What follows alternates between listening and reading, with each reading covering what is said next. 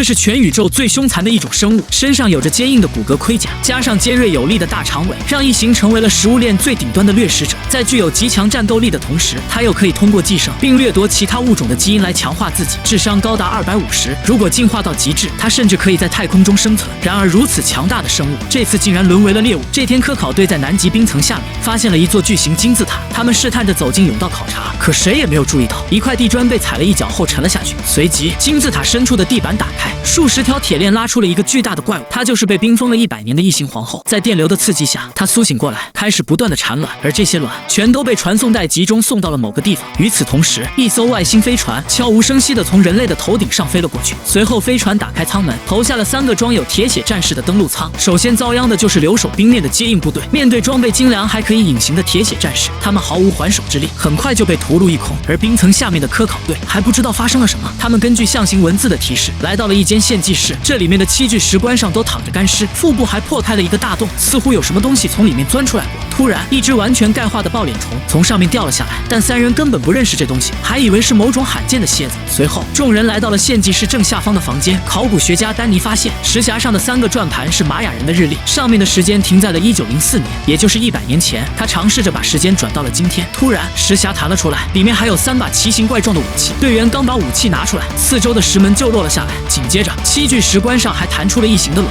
很显然，队员并不认识这东西。与此同时，感应到武器丢失的铁血战士也慌了，他们立即进入隐身状态，向金字塔方向跑去。倒挂在石壁上的异形想要偷袭，却被铁血战士一刀削掉了脑袋。就在几分钟前，抱脸虫寄生到人类身上，进化成了异形。为了消灭他们，铁血战士必须拿回被人类偷走的武器。随即，他们对科考队发动了偷袭。看到同伴失踪，科考队立即对铁血战士开枪扫射。也许是人类火力太猛，铁血战士竟然选择了撤退。这时，金字塔的石墙再次开始移动，科考队很快就被打散。为了逃出去，有人钻进了三角形的甬道。突然，一个队员踩翻石板，摔到了下层空间。还没等同伴施救，石板就再次合拢起来。紧接着，一只异形钻了出来，看着眼前的人类，他忍不住流下了口水。另外一边，艾丽莎等人遭到了铁血战士的袭击。就在他要被杀死的时候，一只尾巴刺穿了铁血战士的胸口。见此情形，另一个铁血战士立即和异形缠斗在一起，他弹出利刃切断了对方的尾巴，没想到利刃却被强酸血液腐蚀成了废铁。本着趁他病要他命的原则，铁血战士抡起异形，狠狠地砸向了石壁。挣脱束缚后，异形把强酸血液甩到了铁血战士的盔甲上，眼看情况不妙，他赶紧脱掉了盔甲。异形趁机发动偷袭，却被铁血战士用钢丝网给捆了起来。随着钢丝网不断收缩，异形流出墨绿色的血液，腐蚀断铁丝网，完成了反杀。现在铁血3兄弟只剩下了一个，铁血追上了艾丽莎3人。身患绝症的老头决定牺牲自己，掩护2人逃跑。他手持冰镐堵在铁血面前，铁血启动透视眼，发现了老头体内的肿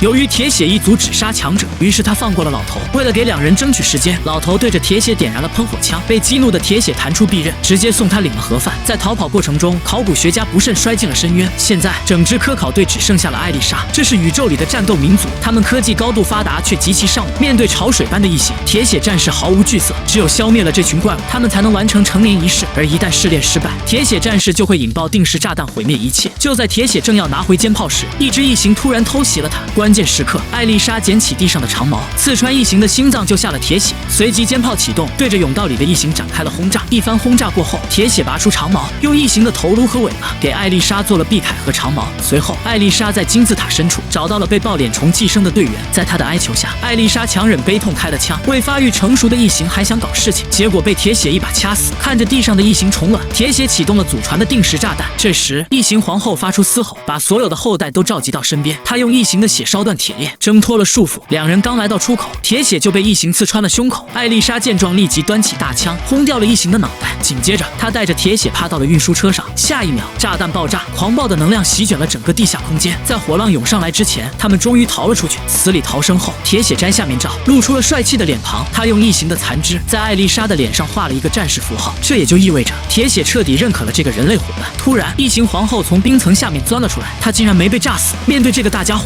铁血的攻击基本失去了作用，眼看他就要被打死。艾丽莎把长矛插进了异形皇后的大动脉，可这还是没能消灭她。在逃命的过程中，艾丽莎发现还有一根锁链插在异形皇后的背上，随即2人合力把锁链绑到了水塔上。眼看铁血被异形皇后刺穿了身体，艾丽莎赶紧推倒水塔，把异形皇后拉进了冰冷的深海。重伤的铁血咽气之后，隐藏在冰原上的外星飞船解除了隐形。按照传统，铁血战士们把铁血的遗体抬上了飞船。看着艾丽莎脸上的战士印记，铁血长老竟把手里的武器送给了他。随后飞船起飞离开了地球。然而谁也没想到，一只异形从铁血的身体里钻了出来，这将会是下一步的大 BOSS。这样的电影只能用痛快2字来形容了。全片没有冷场，一口气看下来，刀光剑影、血肉横飞，全在这2个多小时里。推荐大家可以看看原片。